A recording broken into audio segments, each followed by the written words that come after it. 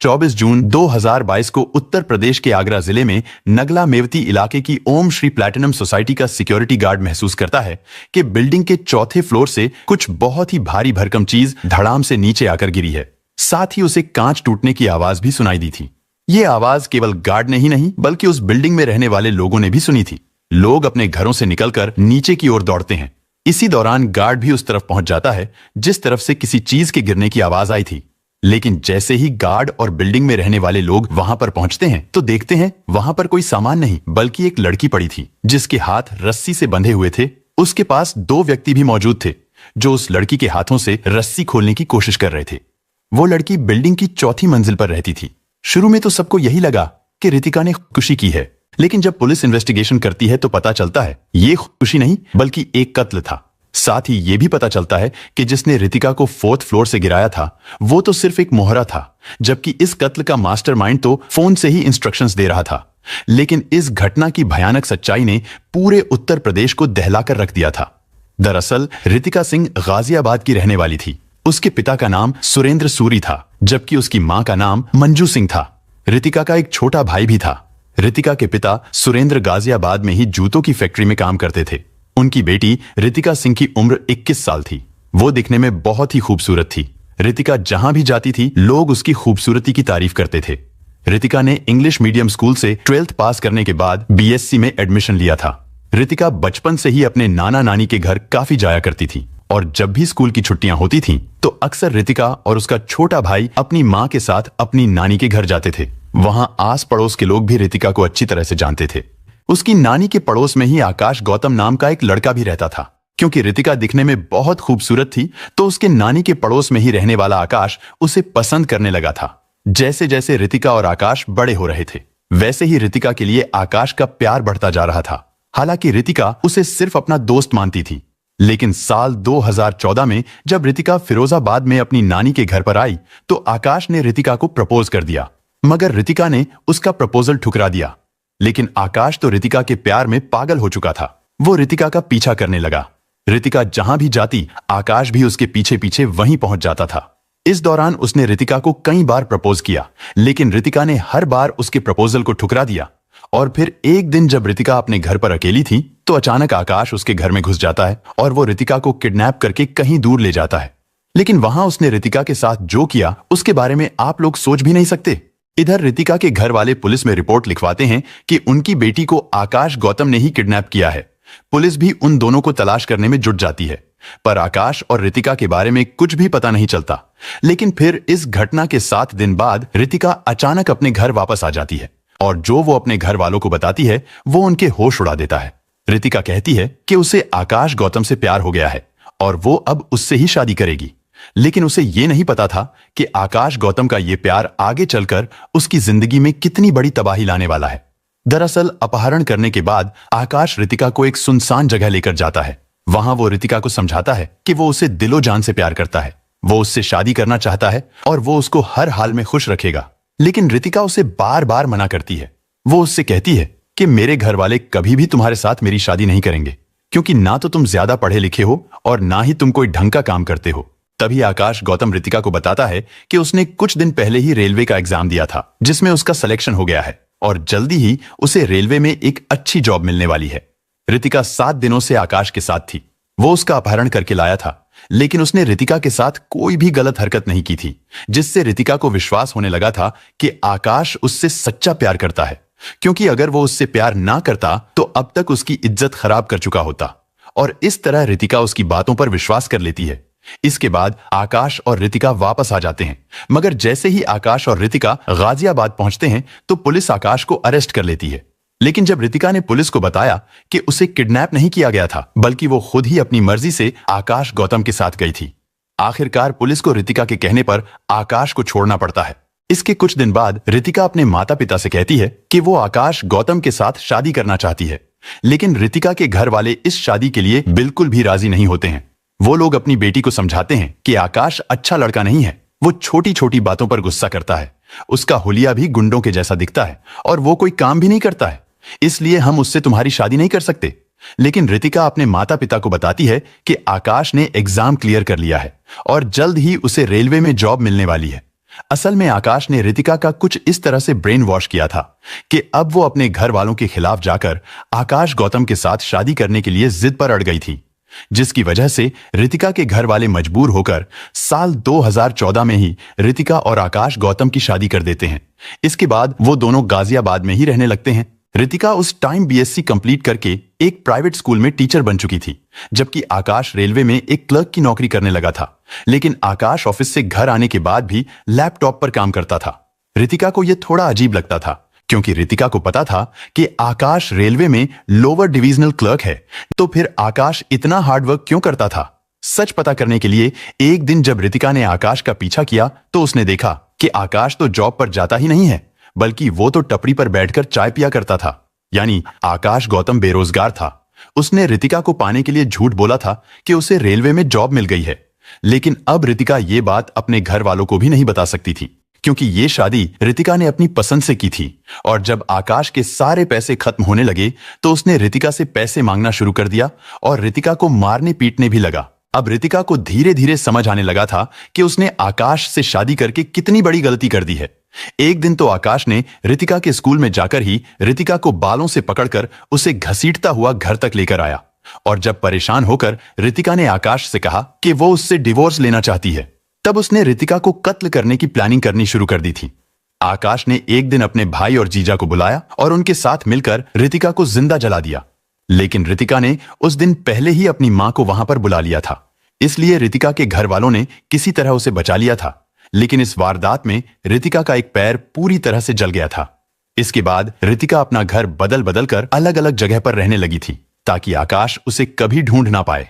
फिर एक दिन बातों ही बातों में रितिका के स्कूल का ऑनर विपुल अग्रवाल, जिसने रितिका को कई बार पिटते हुए भी देखा था, वो रितिका को अपने घर पर रहने के लिए कहता है। विपुल ने रितिका को बताया कि उसकी शादी हो चुकी है, लेकिन उसकी पारिवारिक जिंदगी ठीक नहीं चल रही है, इसलिए वो भी अपनी पत्नी से अलग रहता है। इसके बाद विपुल और रितिका के बीच एक रिलेशन बनने लगता है, जिसकी वजह से रितिका उसके साथ अपने फ्यूचर के बारे में सोचने लगी थी।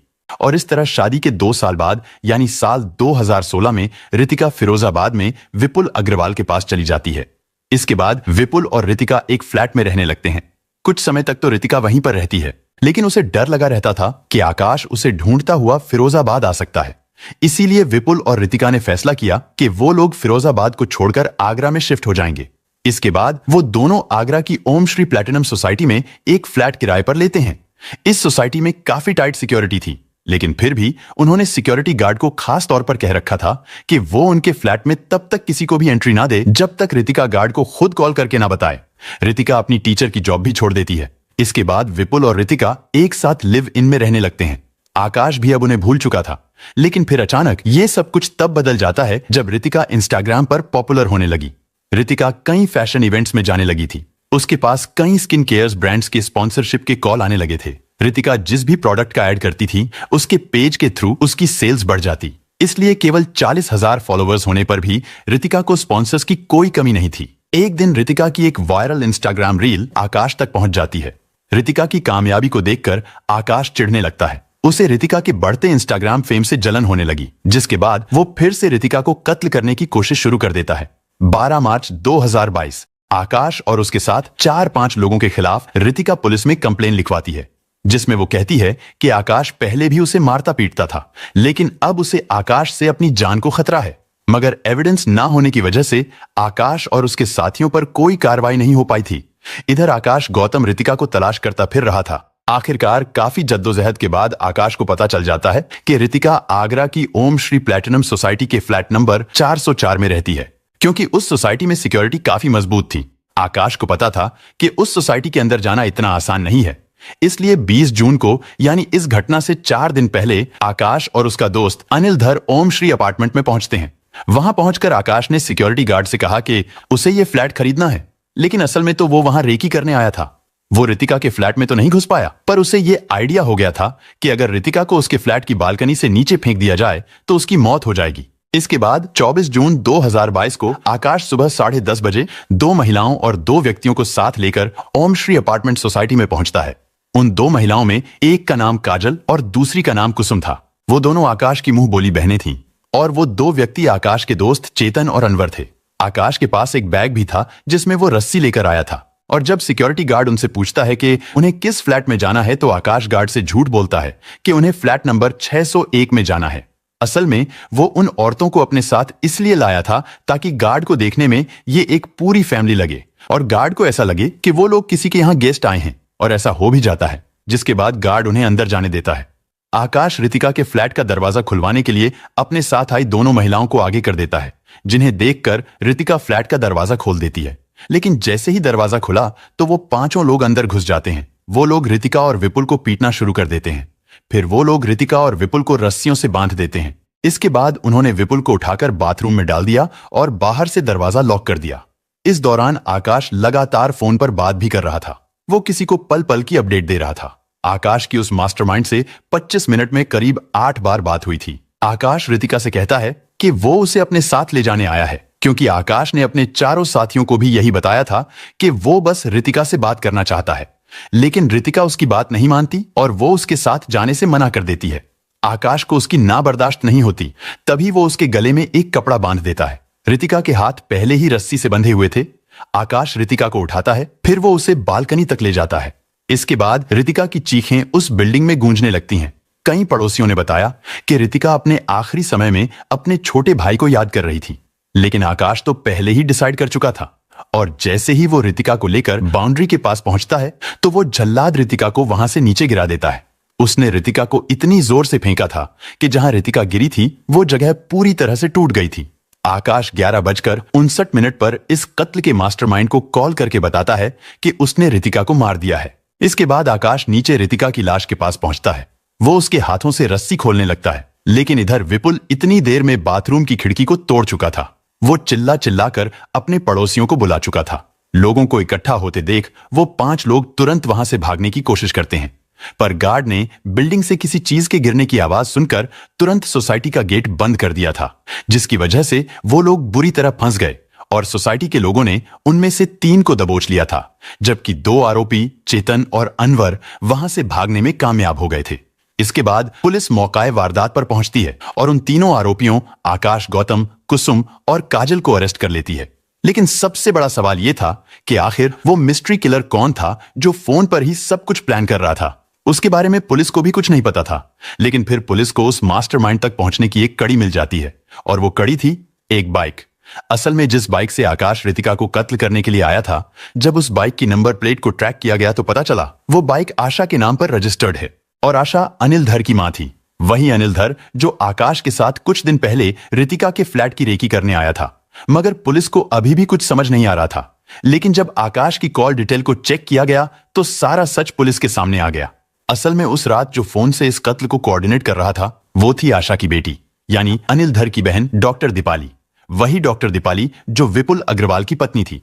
दरअसल जब उसे विपुल और रितिका के अफेयर का पता चला था तो वो तब से ही रितिका को कत्ल करने का प्लान बनाने लगी थी, और फिर उसे रितिका के पति आकाश के बारे में पता चला। दीपाली जानती थी कि ये काम आकाश ही कर सकता है। आकाश को अपनी पत्नी रितिका का कत्ल करने के लिए 10 लाख रुपए भी मिले थे। लेकिन रितिका के पेरेंट्स की लाख कोशिशों के बावजूद पुलिस विपुल की पत्नी दीपाली को अरेस्ट नहीं कर रही थी। जिस दिन मर्डर हुआ था मेरी बेटी का, उस दिन फ्लैट में ही 11:59 पर बात हुई है दीपाली और आकाश की, और सीओ मैडम के पास भी जा चुके हैं। और सीओ मैडम तो अब हमें धमकी देने लगी हैं कि क्या नाम है, जो आपको करना कर लेना, जहां शिकायत करनी है वहां करिए। इसके बाद दीपाली के मामा का लड़का संजीव अग्रवाल अपने साथ 2 दोस्तों को लेकर कोर्ट के बाहर रितिका के माता पिता को रोककर धमकी देता है कि अगर तुमने केस वापस नहीं लिया तो तुम्हारा भी वही हाल होगा जो तुम्हारी बेटी का हुआ है। लेकिन फिर मीडिया के प्रेशर की वजह से दीपाली और उसके घर वाले जो भी इस वारदात की साजिश में शामिल थे उन सबको अरेस्ट कर लिया जाता है। इसके बाद उन्हें कोर्ट में पेश किया गया, जहां से उन्हें जेल भेज दिया गया। हालांकि ये मामला अभी कोर्ट में चल रहा है और आरोपियों को सजा मिलना अभी बाकी है। दोस्तों, इस घटना को सुनाने का उद्देश्य किसी का दिल दुखाना नहीं है, किसी को परेशान करना नहीं, बल्कि आपको जागरूक करना है, आपको सचेत करना है। दोस्तों, इस पूरी घटना के बारे में आपकी क्या राय है, कमेंट बॉक्स में जरूर बताएं। और अगर हमारी मेहनत पसंद आई हो तो इस वीडियो को लाइक करते हुए शेयर भी करें। अगर आपने अब तक चैनल को सब्सक्राइब नहीं किया है तो हमारे चैनल को सब्सक्राइब कर लीजिए। धन्यवाद।